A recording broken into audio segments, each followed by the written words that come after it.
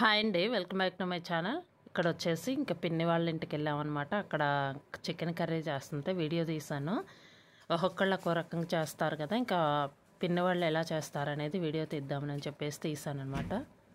ఇక్కడ వచ్చేసి చికెన్ అయితే కడిగి పెట్టాము, శుభ్రంగా క్లీన్ చేసి పెట్టామన్నట్టు 2-3 టైమ్స్ వాటర్ అది వేసి. ఇంకా ఉల్లిపాయలు అయితే కట్ చేసి పెట్టాం. ఉల్లిపాయలు కట్ చేసి ఉల్లిపాయ పచ్చిమిర్చి అయితే కట్ చేసి పెట్టాం చిన్న ముక్కలుగా.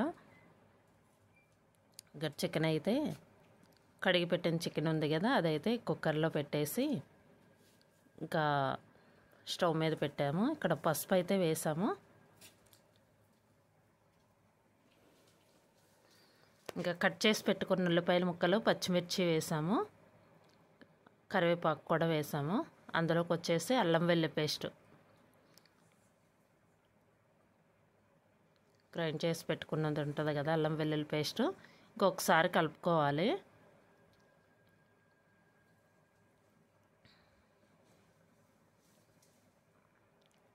బాగా చేస్తారండి పిన్ని వాళ్ళు. ఇంకెక్కడైతే ఉడుకుతుంది. ఇంకా ముందుగా టమోటా పేస్ట్ ఒకటి గ్రైండ్ చేసి పెట్టాము. టమోటా, జీడిపప్పు పలుకులు, నువ్వులు, గసగసాలు అన్నీ వేసి గ్రైండ్ చేసి పెట్టిన పేస్ట్ ఉంది కదా, ఆ పేస్ట్ అయితే వేసాము. ఉడుకుతుంది ఇక్కడ.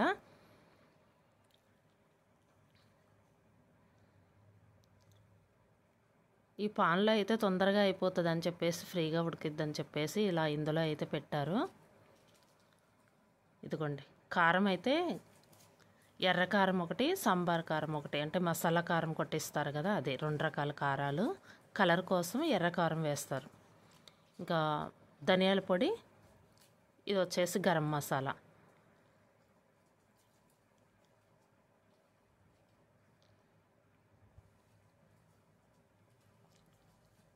చూడండి కలర్ఫుల్గా ఎలా కనిపిస్తుందో, చాలా బాగుంది. ఇందులోకి వచ్చేసి శనగ నూనె వాడారండి, శనగ నూనె అయితే వేశారు.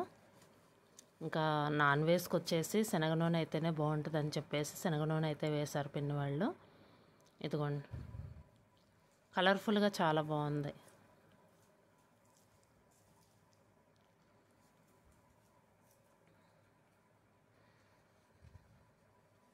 రకరకాలుగా చేస్తుంటారు కదా కర్రీ వచ్చేసి. ఇంకా వీడియో తీద్దాం పిన్ని వాళ్ళు చేస్తుంటే అని చెప్పేసి తీసాను అనమాట. పక్కనే ఉన్నాను.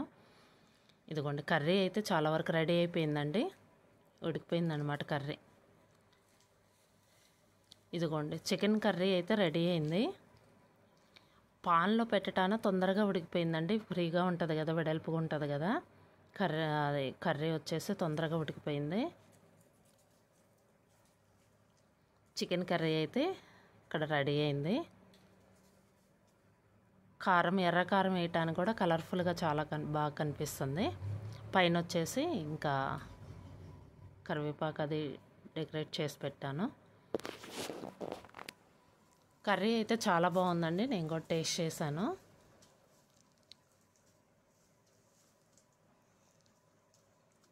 ఉప్పు, కారం, అది మసాలాలు అది చాలా బాగా సరిపోయింది. కర్రీ అయితే చాలా బాగుంది. ఇక్కడ వచ్చేసి చికెన్ కర్రీ అయితే రెడీ అయిపోయిందండి.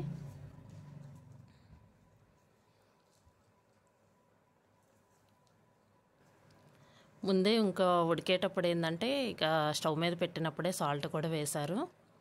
చాలా బాగా చేస్తారంటే పెద్దవాళ్ళు చేసినప్పుడు కొన్ని టిప్స్ తెలుస్తుంటాయి అన్నమాట. ఇదండి వీడియో. ఈ వీడియో కనుక మీకు నచ్చితే లైక్ చేయండి, షేర్ చేయండి, సబ్స్క్రైబ్ చేయండి. Thank you for watching.